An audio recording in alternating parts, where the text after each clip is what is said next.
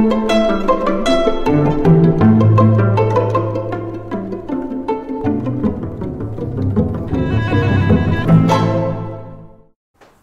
à toutes et à tous, un accueil particulièrement chaleureux à ceux qui nous ont rejoints cette semaine, et ils sont nombreux, en espérant que la variété des livres permette à chacun de trouver son coup de cœur. A tout de suite.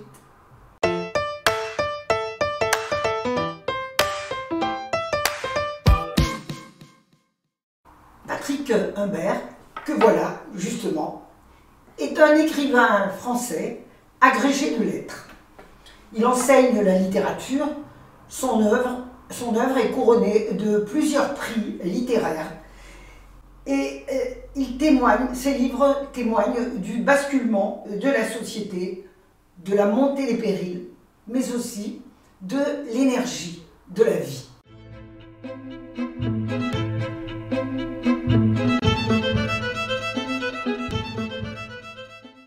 Le livre d'aujourd'hui s'appelle « Le monde n'existe pas ». Il est paru en décembre 2019 aux éditions Gallimard. Adam Wolfman, journaliste au New Yorker, découvre un jour, en première page, la photo d'un garçon qui a fréquenté le même lycée que lui et qui est accusé du viol et du crime d'une jeune Mexicaine. Or, ce garçon était la coqueluche du lycée, c'était un genre de héros qui est venu au secours du narrateur et qui a transformé sa vie positivement.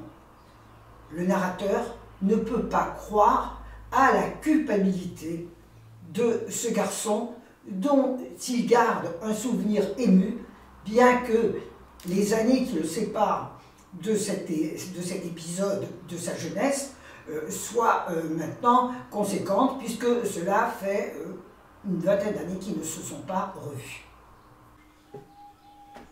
Adam ne peut croire à cette culpabilité. Il va donc mener une enquête en retournant sur la ville de son adolescence. Au fur et à mesure que son enquête avance, ses certitudes vacillent. Une recherche haletante menée sur la puissance vertigineuse du récit.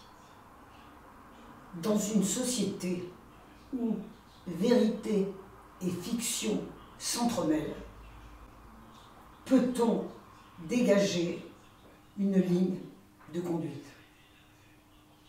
Y a-t-il quelque chose de vrai? La vérité, où se trouve-t-elle? On a envie d'évoquer Pirandello, chacun sa vérité.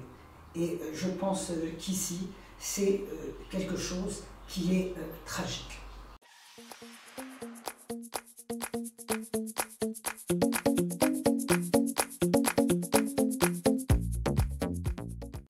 Les pages que j'ai choisies pour vous faire entrer dans le récit sont celles de l'incipit qui donne tout de suite le nom, le ton au livre. C'est ce soir-là, sur les écrans de Times Square, que j'ai revu pour la première fois l'ami de ma jeunesse, Ethan, sa silhouette grandie, multipliée, métamorphosée. Et chacun sur la place observait avec stupéfaction le visage de l'homme traqué.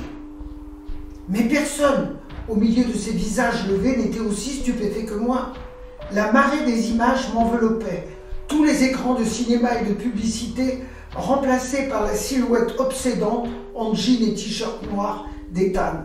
Son visage était plus mûr, ses traits plus anguleux, mais il s'agissait bien de lui sous tous les angles, dans un engendrement nauséeux de portraits accusateurs. Ethan Shaw montré, nommé, condamné. La fulgurance des images dans l'étrange boîte noire de Times Square, cette fantasmagorie où s'assemblaient les figures de l'illusion m'écrasait. Tassé par le gigantisme d'Ethan, je me sentais oppressé par les centaines de regards qui convergeaient vers cet homme dont il ne savait rien. Qu'avait-il fait? Comment avait-il pu devenir cet homme-là?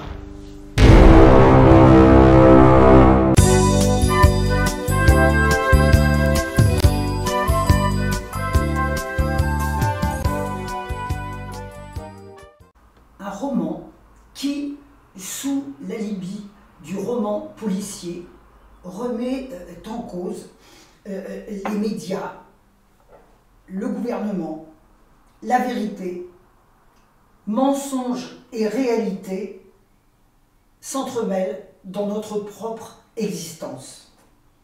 Et si il était impossible de faire confiance à nos sens, si les évidences n'en étaient pas, un très beau roman dont la simplicité de l'écriture laisse toute la place à la réflexion. Si la perspective de mener l'enquête vous séduit, n'hésitez pas à entrer dans les pages sans crainte de bouleverser vos certitudes. Et lorsque vous aurez trouvé la sortie, n'oubliez pas de laisser la porte ouverte. Au revoir.